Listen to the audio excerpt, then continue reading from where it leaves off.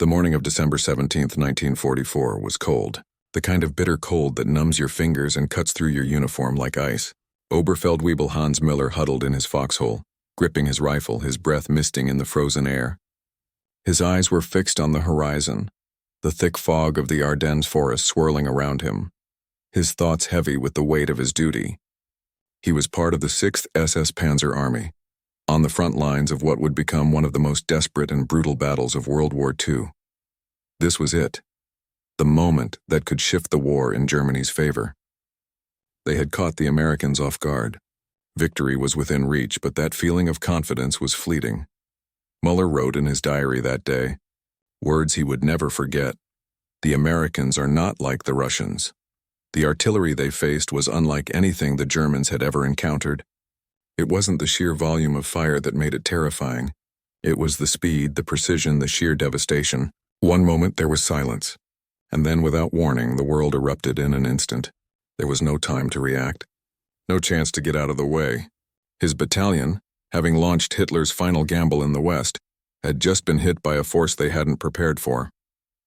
The Americans didn't just have numbers, they had a weapon so devastating, so well coordinated, that it would tear apart Germany's last hope for victory.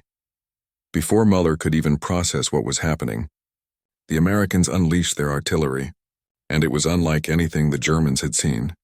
This wasn't the drawn-out bombardment they had experienced on the Eastern Front. This was something different. It was precision warfare, using advanced systems that caught them by surprise. What Muller didn't realize at that moment was that the Germans were walking right into a trap, one that was about to shift the balance of power in the war forever.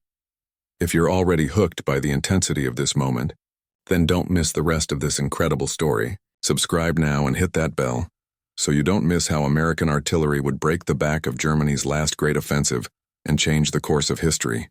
Trust me, you'll want to stay for what's coming next.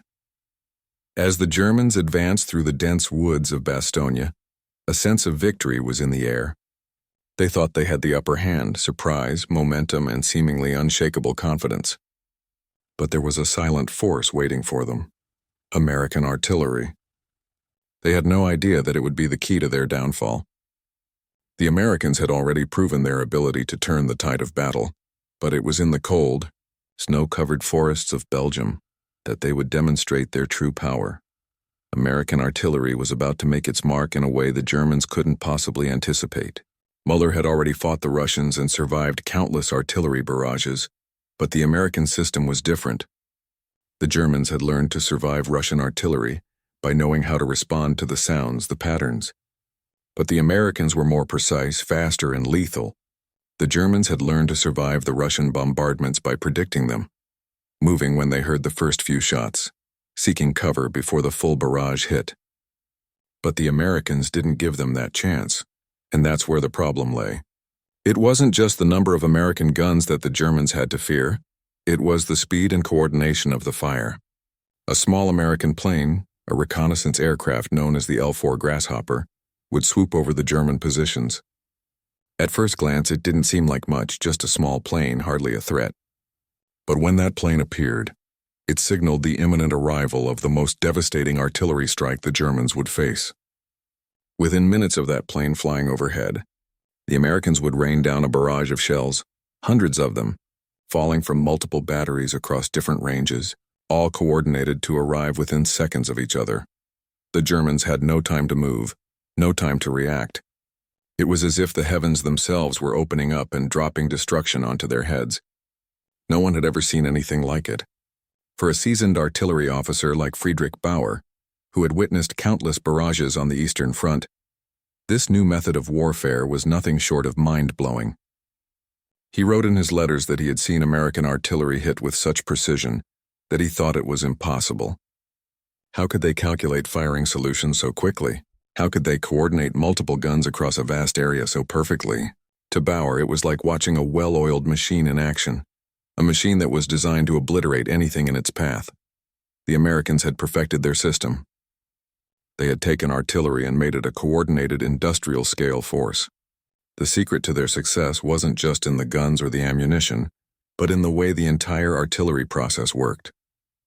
American artillery wasn't about individual skill. It was about creating a system where everything worked together seamlessly.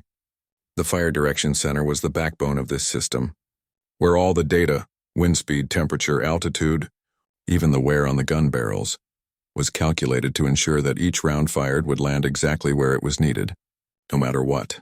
And that system would be the undoing of the Germans. It was like nothing they had ever seen, and it would change the course of the war.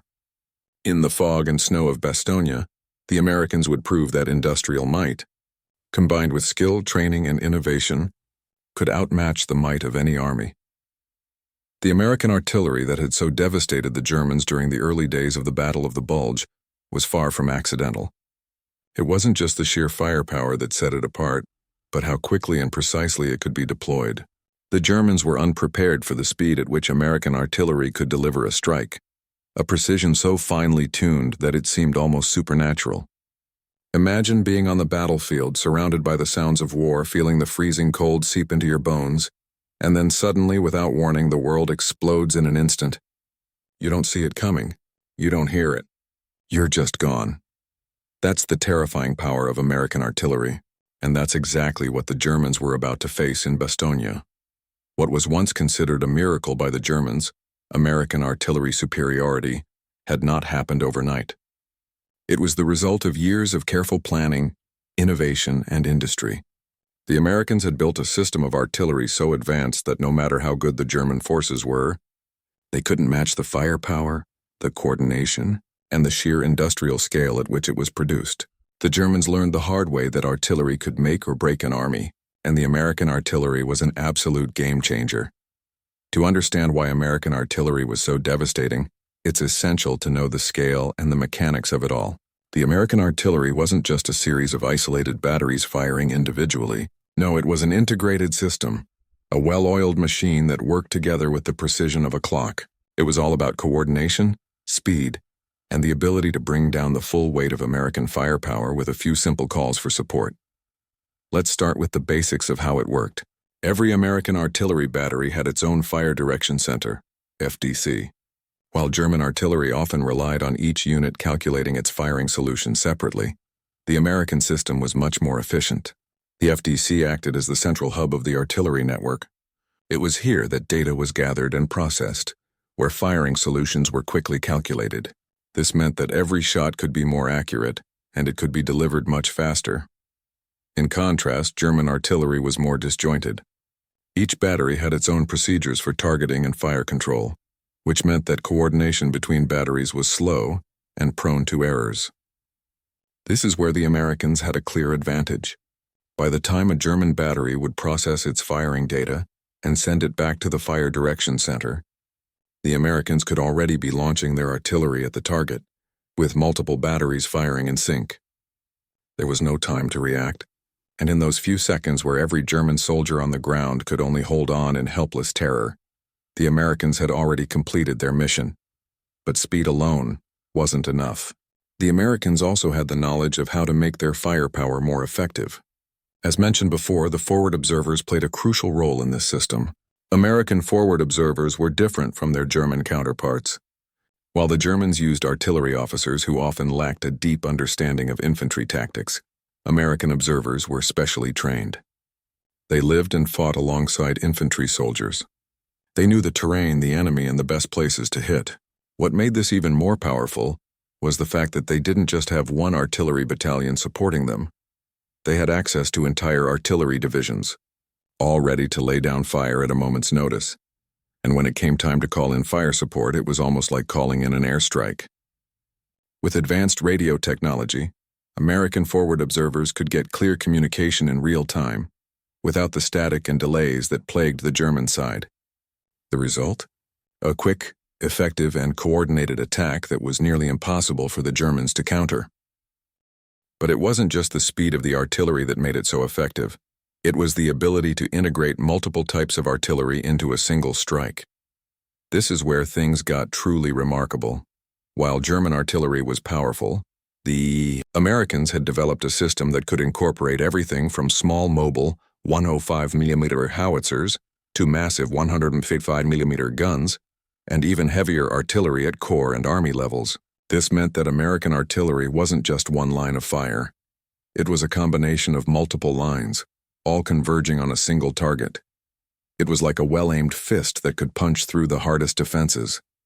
When the Americans brought their artillery into action, the Germans knew they were in trouble.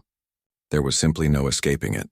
This technological advancement and strategic integration gave American artillery one more major advantage over the Germans: the element of surprise. The Germans, used to their own methods of artillery, simply couldn't fathom how quickly and precisely the Americans could strike. While the Germans might have thought they were safe, hiding behind trees or bunkers, they quickly learned that no place was truly safe from American artillery. The shells would rain down from above, destroying everything in their path. No movement, no shelter could save them.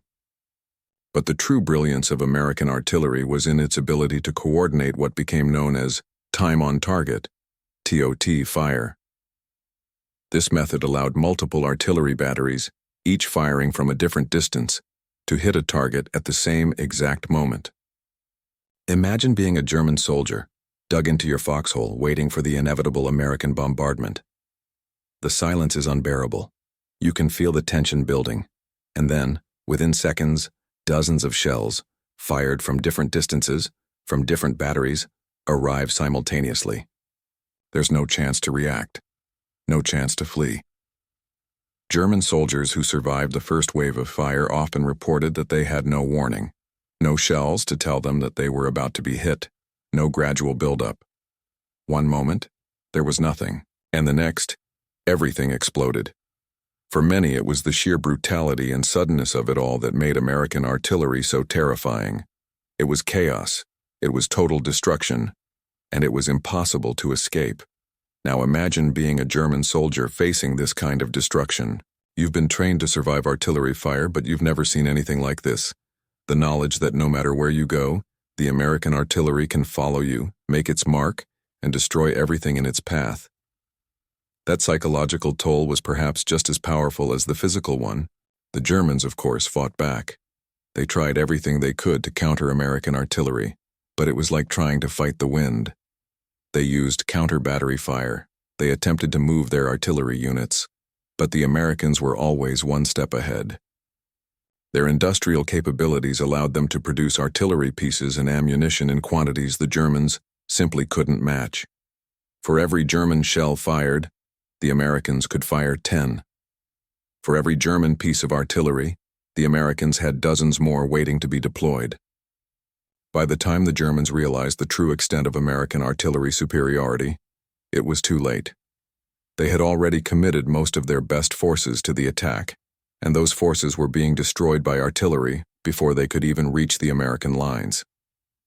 German tanks, infantry, and artillery were all being picked off by artillery fire, and the hope of achieving victory in the Ardennes began to fade. The Americans weren't just holding the line in Bastogne, they were breaking the back of the German offensive. The German forces, having poured everything into their final push in the west, found themselves in a trap. They were surrounded by artillery fire, unable to move, unable to concentrate their forces, and unable to break through the American defenses.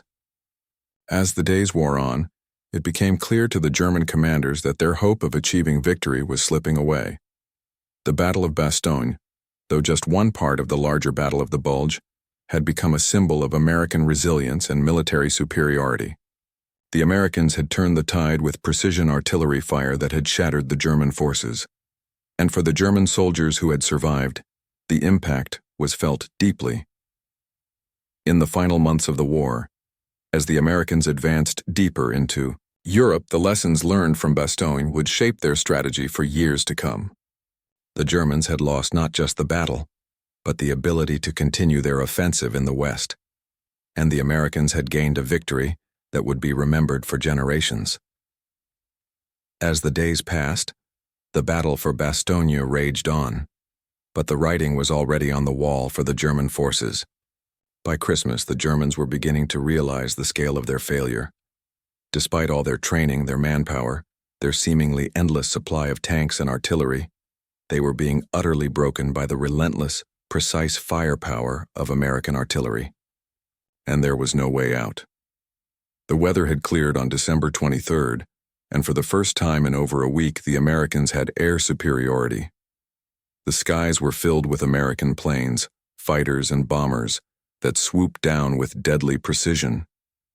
But it wasn't just the air support that had turned the tide. It was the artillery. The Germans were trapped by a system that was no longer just about raw firepower. It was about coordination, speed, and industrial strength on a level they simply couldn't match. The American artillery had been devastating, but now, with the skies clear, they had a perfect complement: air support. The German forces, already battered by the artillery strikes, now had to contend with the overwhelming power of American fighter bombers, each pass leaving nothing but destruction in its wake. But it wasn't just the tanks or the infantry that were feeling the strain. It was the German artillery itself, which was being obliterated in the same coordinated strikes that had decimated their ground forces. What the Germans had failed to understand, perhaps more than anything, was the sheer interconnectedness of American military capabilities. Their artillery wasn't just a standalone force, it worked seamlessly with the infantry, the tanks, and crucially, the air support. The integration of these forces was the true genius behind the American strategy. While the Germans tried to fight in isolation, concentrating their forces and making calculated moves, the Americans were already steps ahead. Their artillery, their tanks, and their air forces all worked together to push the Germans back in every direction. By Christmas morning, the Germans were beginning to pull back, realizing that the Battle of Bastogne had slipped from their grasp. The 101st Airborne had held firm, refusing to surrender, and in doing so they had broken the German spirit. They were surrounded, yes, but they were not trapped. They had turned what was meant to be a desperate last stand into an overwhelming victory. And that victory came not through sheer numbers or bravery alone, but through the overwhelming firepower that rained down on the German forces every single day. The story of the German surrender demand, which came through a white flag raised near the 327th Glider Infantry, speaks volumes about how far the Germans had fallen. They had sent officers to offer terms, confident that the Americans would capitulate under the pressure of being surrounded. After all, no army had ever survived a siege like this. But the American response, one word, nuts, was a turning point. It was a symbol of defiance, of an unwavering belief that they could hold out, that they could not only survive but thrive. This wasn't just a refusal to surrender. It was a message that rang out not only on the battlefield but in the hearts of every German soldier who had begun to lose hope. It wasn't about being surrounded. It wasn't about being outnumbered. It was about understanding that when you have the right system, the right firepower, the right strategy, the enemy's advantage can be turned into their greatest weakness. For McAuliffe and his men, the situation had grown dire. Supplies were low, ammunition was running out, and food was becoming a luxury. By December 22nd, they were down to quarter rations, and the cold had set in. But still, they held. They held, not because they had no choice, but because they understood that they had something the Germans didn't: the ability to outlast them, to wear them down with precision and firepower. And so, as the days passed, McAuliffe kept his men focused on one thing: survival. It wasn't about fighting for honor or for glory. It was about holding out long enough to break the German offensive. And that's exactly what they did. The Germans didn't understand the full extent of American artillery until it was too late. They couldn't have known that this artillery, this system of firepower, was not just about causing destruction. It was about changing the way war was fought. The Germans had relied on brute force, on overwhelming their enemies with numbers and firepower. The Americans, on the other hand, had figured out how to use their industrial capacity to deliver firepower with precision, speed, and an unrelenting pace that would leave the Germans powerless to stop them. The difference was in the systems. The difference was in the process. The Americans didn't just build tanks or planes or guns. They built a system that worked together. They created a force that could outlast and outmaneuver anything the Germans could throw at them. By December 26th, the American forces had broken through the German lines, effectively ending the siege of Bastogne. But while the Germans were retreating, they still held positions around the town. It wasn't over yet. The Americans knew that the battle wasn't truly won until they could hold the ground and push the Germans back. And so even though the immediate threat had been eliminated, the fight continued. The German forces, though shattered and demoralized, weren't going to give up easily. But every day that passed, they grew weaker. Their lines were stretched thin, their morale was broken, and their supply lines were cut off. This wasn't just a military victory, it was a psychological one. The Germans had underestimated the Americans. They had thought they could trap them, isolate them, and crush them. But in reality, it was the Germans who were trapped, isolated by their own decisions. They had concentrated their forces around Bastogne, thinking they could take it quickly and then continue their push westward. But instead, they had thrown everything they had into this one battle, and in doing so, they had sealed their own fate. As the battle wore on, the American forces continued to receive reinforcements, and the pressure on the Germans only grew. The weather had cleared, and the skies were filled with American planes that began dropping vital supplies. Ammunition, food, medical supplies, it all rained down just as the artillery had done days before. The German forces watched as their supplies were decimated, knowing that every moment they spent fighting the Americans was one moment too long. The reinforcements they so desperately needed were still far behind enemy lines, and the longer they waited, the harder it would be to hold their ground. It wasn't just the physical reinforcements that broke the German resolve. It was the knowledge that they could no longer rely on surprise, no longer count on overwhelming force. The Germans had underestimated their enemy, and now they were paying the price. The Battle of Bastogne would go down in history as a turning point, not just in the Battle of the Bulge, but in the entire war. It marked the end of Germany's final offensive in the West. It marked the beginning of their decline. For the American soldiers who fought in Bastogne, the victory was hard-earned. The battle had cost them dearly. Over 2,500 Americans lost their lives and many more were wounded. But the victory was undeniable. They had held Bastogne, broken the German offensive, and proven to the world that American artillery, combined with air and ground support, could outmatch anything the Germans could throw at them. They had not only survived, they had triumphed. By the time the Americans broke the siege on December 26, 1944, it was clear that the Battle of Bastogne had not just been a victory on the battlefield. It had been a strategic and psychological turning point in the entire Ardennes offensive. The German forces, who had been so confident that they could overrun the American defenses and push west toward the critical port of Antwerp, were now reeling from the effects of the American artillery, the relentless airstrikes, and the tenacity of the paratroopers who held their ground. But even though the siege had technically been broken, the Germans didn't retreat immediately. They still held several positions around the town, and their forces were far from defeated. It would take days, even weeks, for the American forces to fully reclaim the surrounding terrain and push the Germans back. But what the Germans didn't realize was that their entire strategy had already collapsed. The decisive blow had already been struck, not through a single battlefield engagement, but through a series of relentless artillery strikes, followed by an integrated defense that systematically destroyed the German units, piece by piece. The psychological impact of the American victory at Bastogne cannot be overstated. The Germans had approached the battle with overwhelming confidence, expecting the Americans to crumble under the pressure of being surrounded. They had expected the usual response: panic, disarray, and eventual surrender. But what they encountered instead was an ironclad resolve. The American paratroopers, under the leadership of Brigadier General McAuliffe, had turned what was intended as a disaster into a victory that would send shockwaves throughout the German command structure.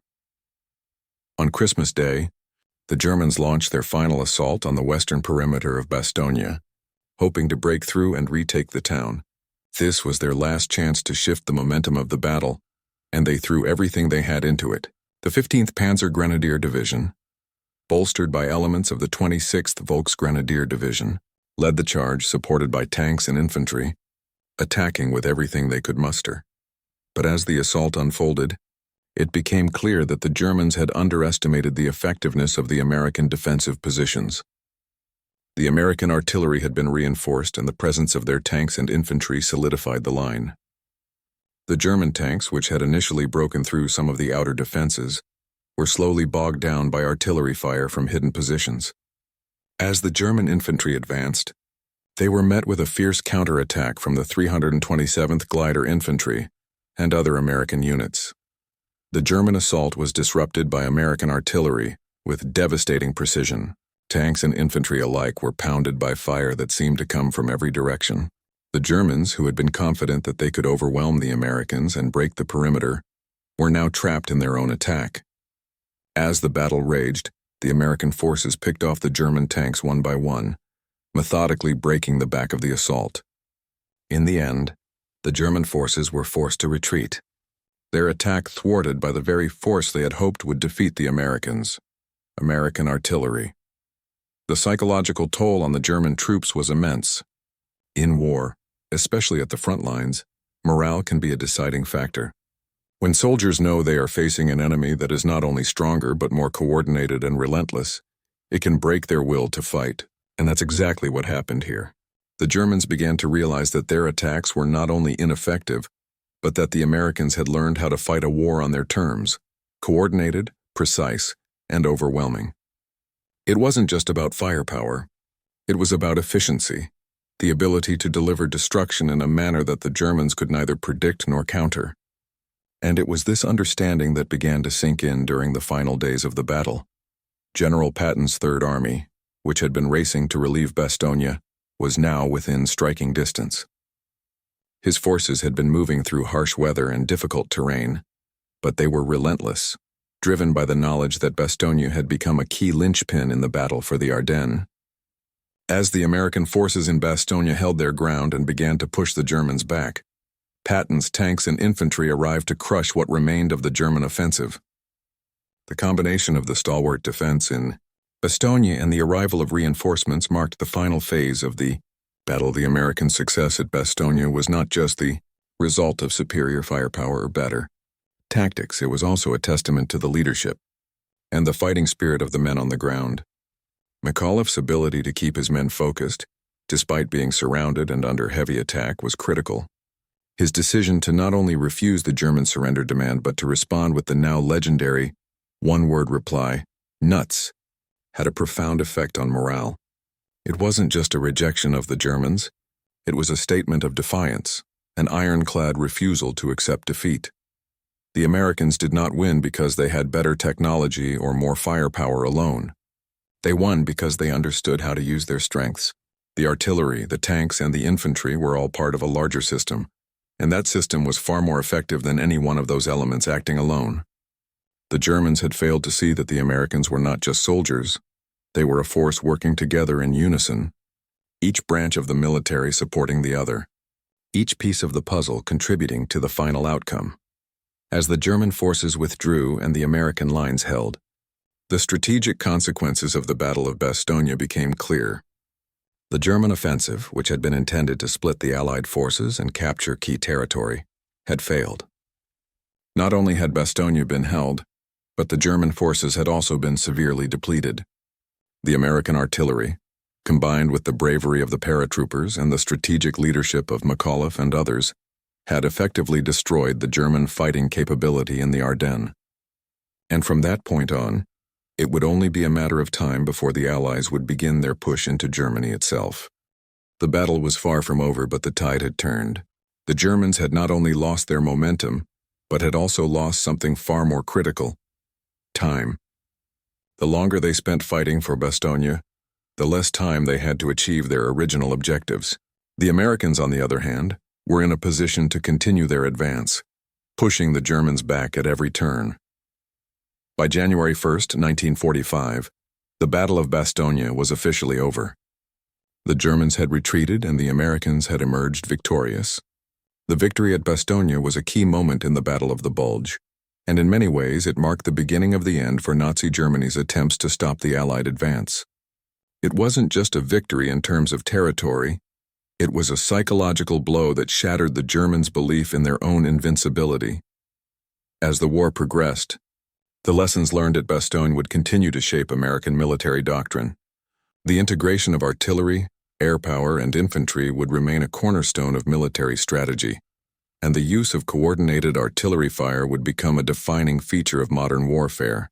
The victory at Bastogne would also serve as a reminder that even in the most desperate of situations, with the odds stacked against you, victory was still possible if you had the right tools, the right strategy, and the will to fight. The defenders of Bastogne became legends. The 101st Airborne, once a relatively unknown division, had proven itself in the heat of battle, showing the world that they were not only capable of withstanding a siege, but also of turning the tables on their enemies. Their courage, their ingenuity, and their resolve would go down in history as one of the defining moments of World War II. And for the Germans, the defeat at Bastogne was a bitter lesson in the limits of their power. Despite their tanks, despite their numbers, they had been defeated not by superior soldiers but by a system that could deliver firepower faster, more precisely, and more effectively than they had ever imagined.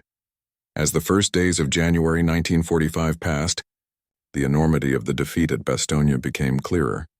For the Germans, their last major offensive in the West had utterly failed. Their attempts to split the Allied forces and capture critical supply routes were thwarted. The American defense, led by McAuliffe's steadfast command and supported by the relentless artillery, had not only held Bastogne, but had also shattered the backbone of Germany's military might in the region. What had seemed like a trap for the Americans had turned into their greatest strategic advantage. For the German soldiers who had survived the battle, the retreat was not just about losing ground, it was about losing faith in their own forces. The American artillery, which had initially caught them off guard, had become their worst nightmare. It wasn't just the force of the blasts or the shock of the explosions. It was the realization that the Americans were better prepared, more coordinated, and more resilient than they had ever imagined. They had encountered an enemy that wasn't just fighting to win. It was fighting with the kind of industrial power, strategy, and unity that Germany simply could not match.